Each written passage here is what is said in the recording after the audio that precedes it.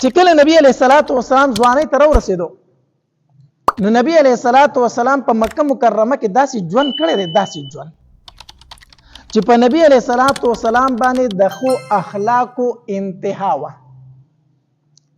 نبی علیه الصلاۃ والسلام چرته د چا په امانت کې خیانت نه دی کړی.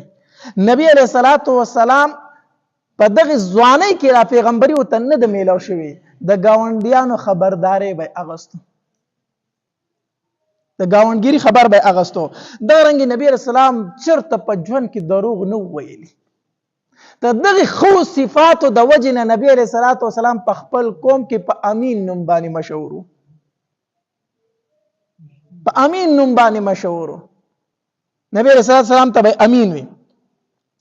نو او حتی در دې پورې دومره خو د وعدې پابند وکړه نبی علیه الصلاۃ والسلام. عبد الله ابن ابي حمزه رضی الله تعالی عنہ فرمایي اوس نبی علیه الصلاۃ والسلام ته پیغمبري نه د میلاو شو.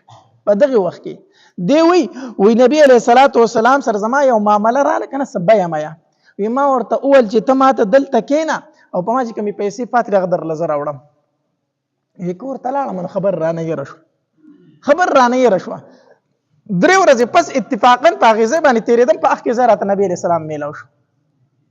وی دې چې ما سره میلاو شو وی ما ته چې دلته ناستې نبی رسول الله سلام راته صرف دومره وویل چې ما ته ډیر تکلیف راکو، ما ته ډیر تکلیف راکو. ګوره ما ته دی چې زه راځم نو ما چې ته به اوس راشه زه به نه یم، نو زه هر سحر راځم د ماښامه پورې تا ته دلته انتظار کوم چې دی به نن راځي دی به نن راځي. نو چې شپه شي نو چې ناامیده شم بیا لاړ شم کور ته. نو 3 ورځې په ما باندې دلته انتظار وکړو تا ماله ډیر تکلیف راکو. وی نبی علیه الصلاۃ والسلام راته نور هېڅ هم ونه ویل. دا د پیغمبرۍ نه مخکې په دغه جاهلیت په زمانه کې چې نبی رسول الله سلام تعالی پیغمبري نه د میلاو شوی ته د یو ملګری عبد الله ابن صاحب دا د نبی رسول الله سره په تجارت کې شریک وو.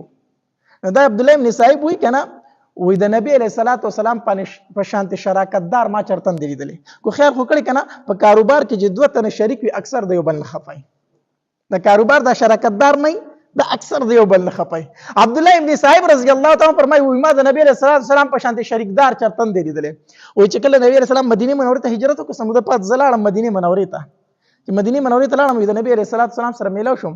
نبی علیه الصلاۃ والسلام داسې په خندا شو ما ته چې عبد الله ابن صاحب ودې پیژندم ما ورته چې ډیر ښه دی پیژنم زما د تجارت ملګری خو په ژوند کې مستا په شان شریک نه ولیدلې، په ژوند کې مستا په شان شریک نه دی لیدلې. دا خو د نبی علیه الصلاۃ والسلام معاملات الله دې زمونږ په حال باندې رحم وکړي. اوس په خپلو معاملاتو باندې لږ نظر ورواچو. داسې معاملات کو چې یو مسلمان په دې باندې مجبور شي وای د دې مسلمان نه خو کافر ښه دی. دا ولی دا زمونږ د مسلمانانو معاملات دومره ګنده دي. هر سړی په دې کوشش کې دی چې زه دا بل به څنګه رسوم، هر سړی په دې کوشش کې دی چې د دوکه کوم مقصد نه اومه. بس دا زمونږ معاملات